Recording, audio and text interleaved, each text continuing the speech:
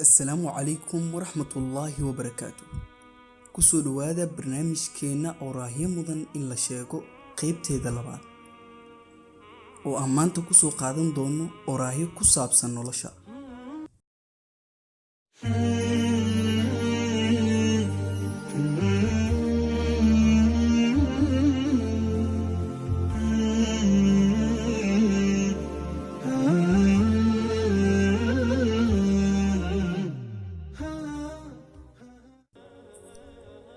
waan u dul qaadan karnaa guuldarada, balse marnaba uma dul qaadan karno isku dayid la'aanta.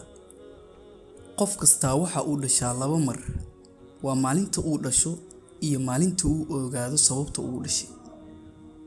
qaladka nac balse ha nicin qofka sameeyay, xumaanta nac balse ha nicin qofka sameeyay, sidoo kale hadalka xunna nac balse ha nicin qofka yiri. muhiimaddeenu waa inaan daaweyno cudurka ee ma ahan inaan dilno bukaanka. aad ayaan u nacbahay imtixaanka, sababtoo ah ma ahan meesha ugu wanaagsan ee lagu qiimeeyo qofka kartidiisa. waxaan arkay dad badan oo aan dhar haysan iyo dhar badan oo aan dadku hoos jirin.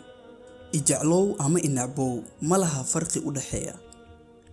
haddii aad ijeceshahay waxaan ku jiri doonaa qalbigaaga, haddii aad inacabtaana waxaan ku jiri doonaa maskaxdaada. muhiimaddu waa inaad i xasuusan tahay.